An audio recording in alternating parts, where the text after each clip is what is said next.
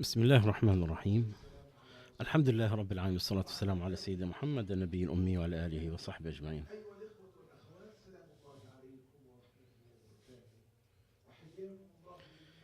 And welcome all of you, wherever you are. I welcome you again with this program, Fatwa Life.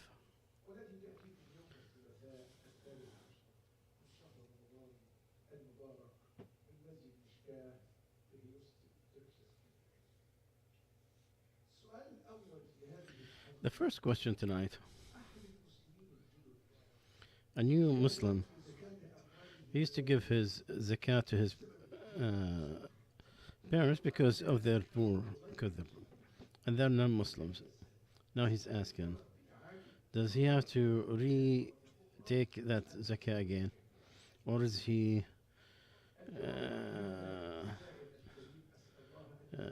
like excused because of his ignorance? This is a disputed matter.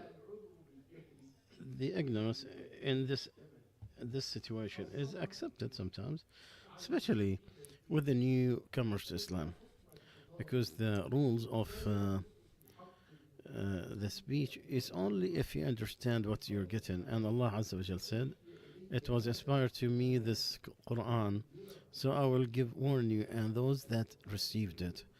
So it is a warning on those that it received.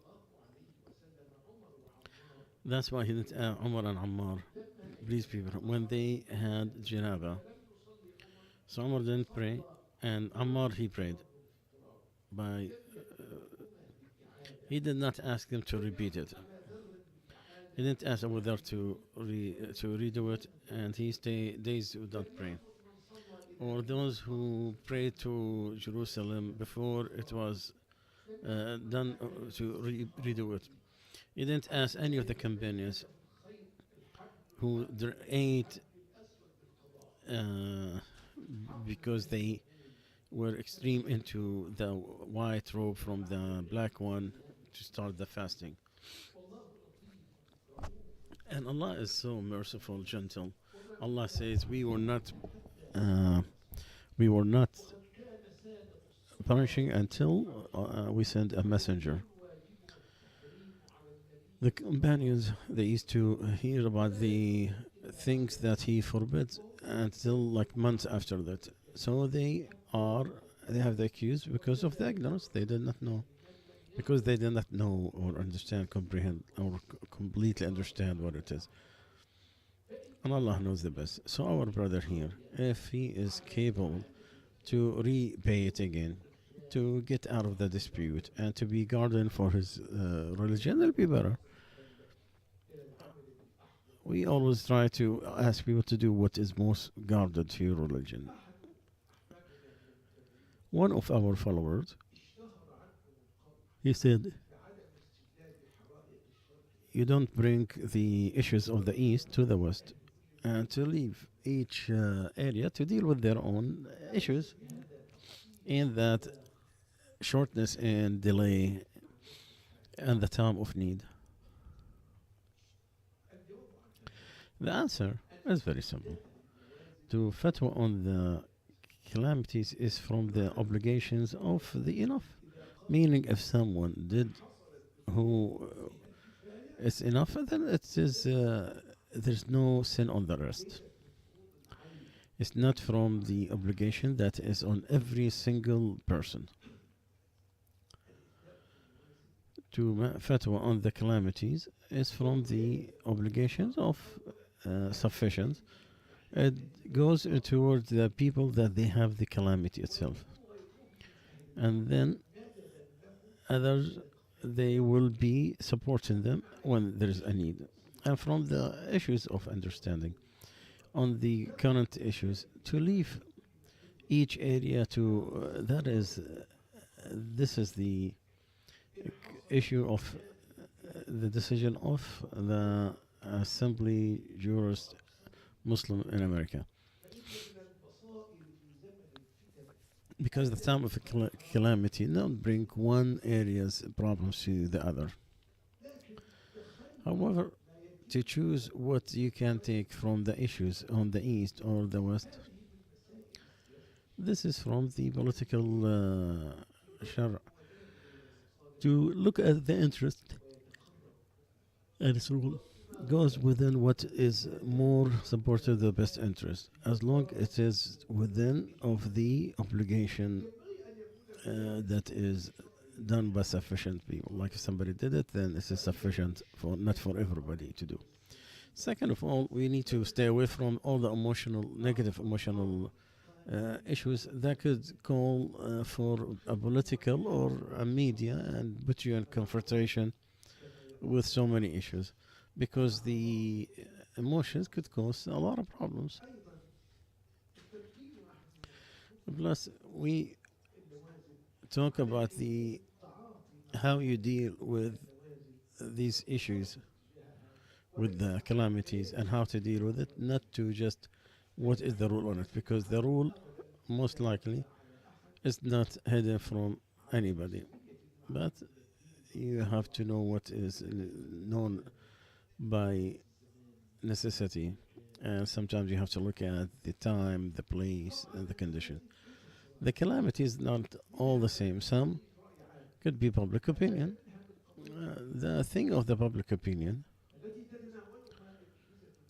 that you find it on the media, the things that that happen, or like the terrorist accusations to some Muslims, you have to make a fatwa to make it public to show what is the rule of Islam, and you have to free Islam from all those false accusations. And then after that, people of fatwa, they decide in goodness on how they're going to deal with the media and so on. I'll give you an example.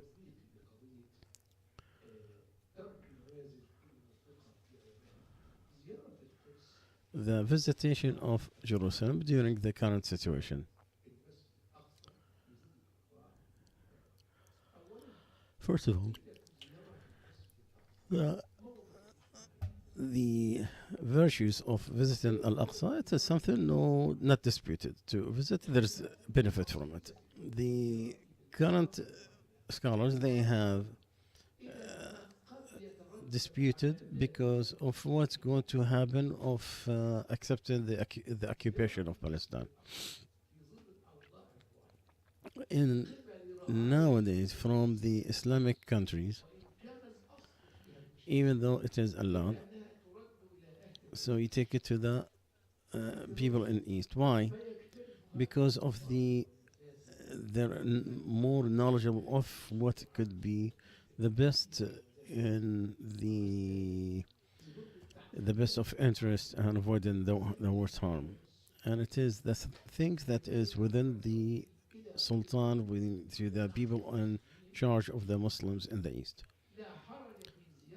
There is nothing wrong of visiting the Aqsa from other non-Muslims in the United States or Europe, with where you hope that you're supporting those who are in the Holy Land, and to help them, and to without getting any negative issues with the accepting the occupation.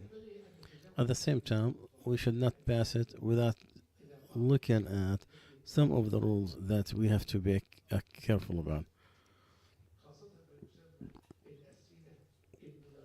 especially when there is like they have questions that they meant with it to trap him, and some kind of entrapment to the Mufti.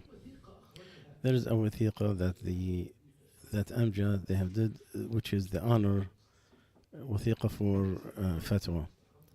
It's not to look into the details of, but I will take you some of the highlights in it.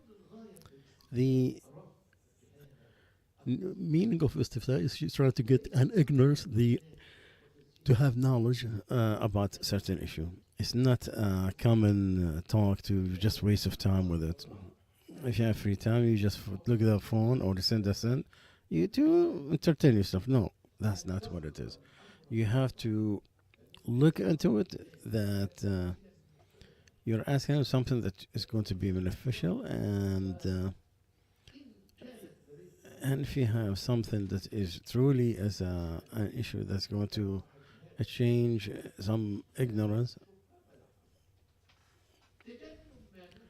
to leave what was given where the knowledge is beneficial and the not knowing about it is not gonna hurt.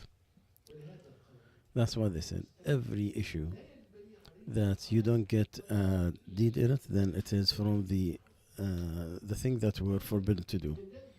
To stay away from um, to use that question just to make the mufti get embarrassed, to embarrass him on how to entrap him, on how to try to put an issue in front of people that so you could embarrass him in front of people. That's not from the etiquette of people asking the mufti for a fatwa, because these people are in the place of the Prophet Muhammad sallallahu alaihi wasallam. They are the inheritance of his knowledge, and they are the trusted people and his followers.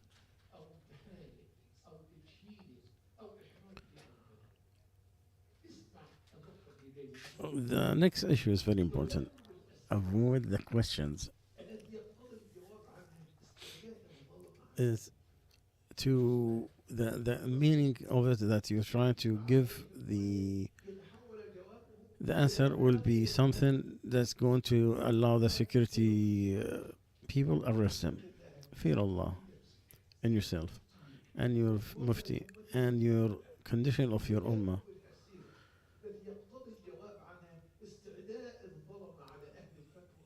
The meaning of those questions is to bring people to attack the Muslims and Islam.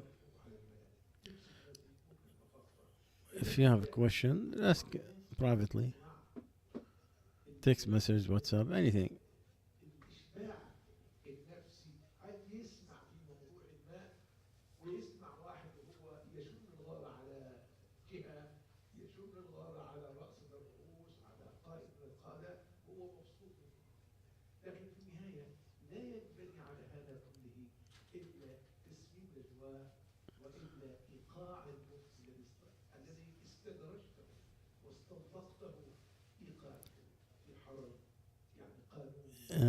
The, to intentionally wanted to embarrass the mufti, so try to avoid those questions that you're trying to bring the oppressors onto the leaders of Islam.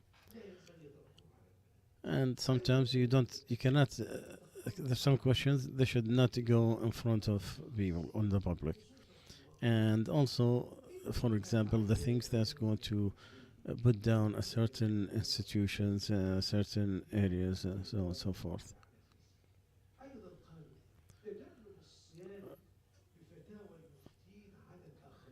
There's a dispute between some scholars, and you're part of it. You take the question so you could hear.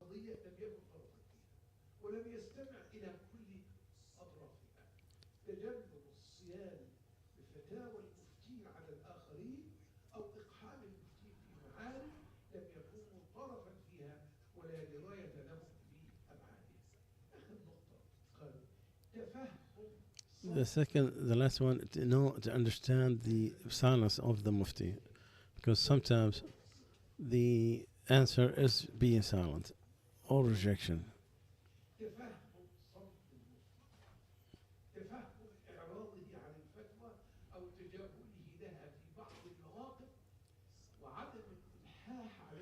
And not to insist if he is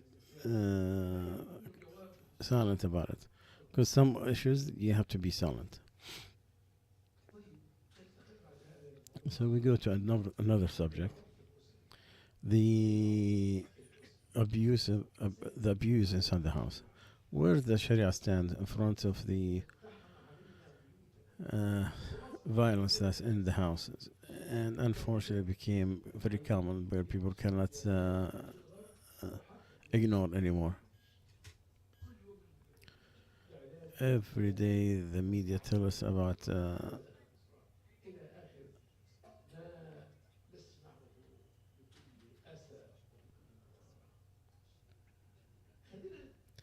so let's go try to, what does it mean with the, and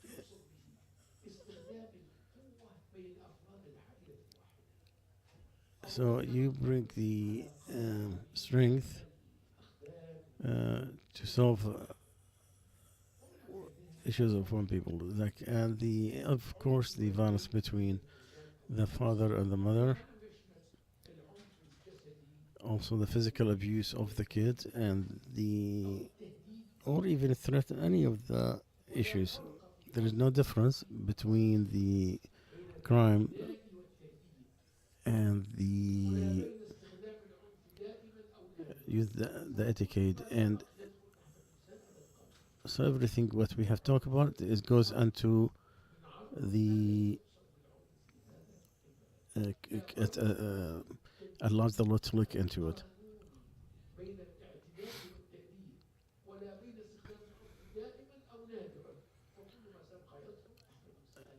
and there is no such thing as minor abuse. There abuse is an abuse, and this abuse, if it's meant to hit in the face or the hard hit which will lead to breaking bones or breaking blood, this is forbidden because it is very clear into uh, harming others.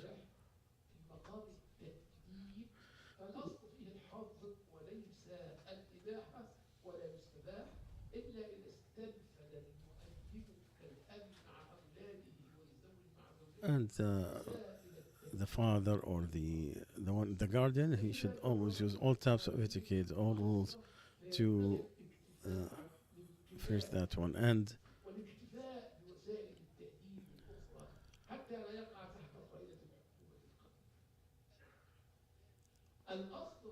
so originally is to get away from the physical abuse completely, and this is what was the best character Muhammad sallallahu alaihi wasallam, who never hit with his hand any man or woman ever, unless they are fighting the sake of Allah. So you go back to arbitration, or not to uh, whenever the dispute is too big, the separation between the husband and wife, there's no problem with it because it is a contract, just like any other contract. That you have to have that satisfaction and the urges. So they could continue or they could stop. From the thing that makes the thing complete, that the woman should not stop herself from her husband without a good excuse. If she did, she have sinned.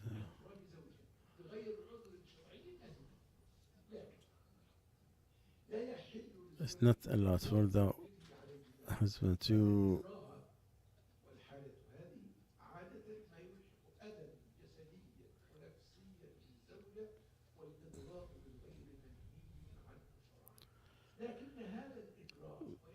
So even we said it should stop. It's not um, as it is the اغتصاب, which is rape, is to force to an adultery. The one that you cannot, should not be.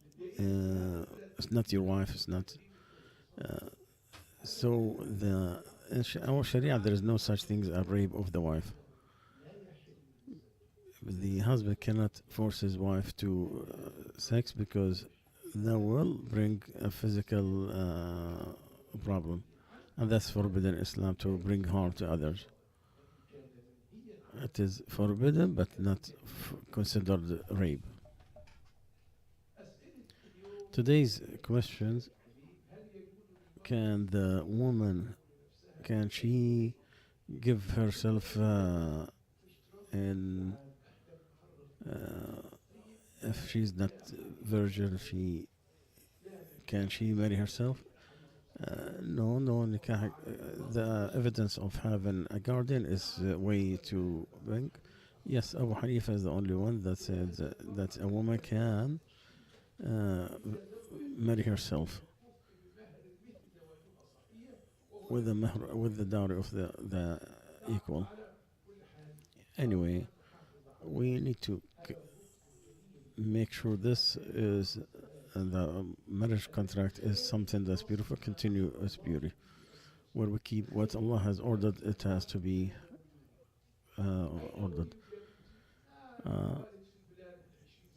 oh, we have my father in the house. Oh, we don't talk. And this chance, you could find what Allah ordered, that we could get, yes, the dispute between your mother and her divorcee, but you still his daughter. So it's our duty to bring what Allah has told us to bring. May Allah make it easy.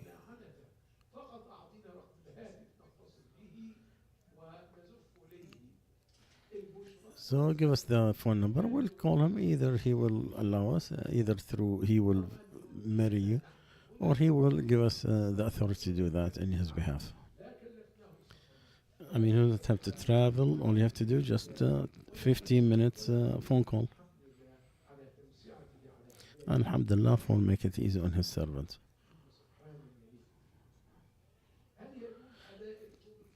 Can you do the obligation with Al-Fatiha?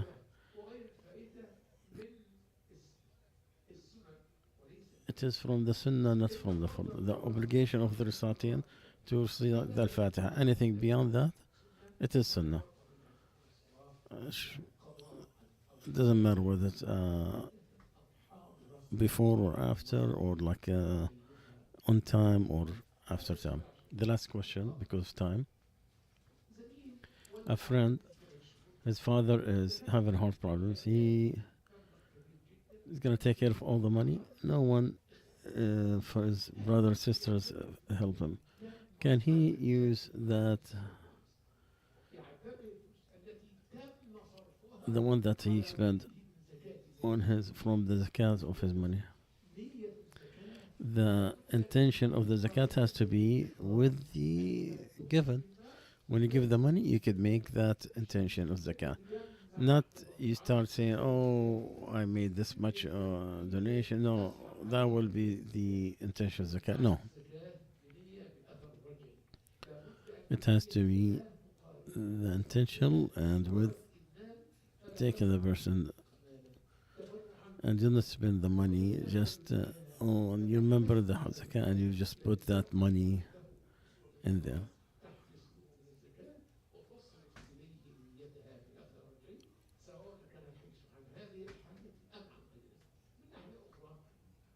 From another way, we remind that the zakah is not spent to the fathers and grandfathers, nor the sons and grandkids. Because if they need it, they take from our free money, not from our zakah. The exception is to pay the debt, or there is no sources for the more than the zakah. There is nothing except the zakah, then he deserves it. سبحانك وبحمدك أشهد أن لا إله إلا أنت أستغفرك وأتوب إليك.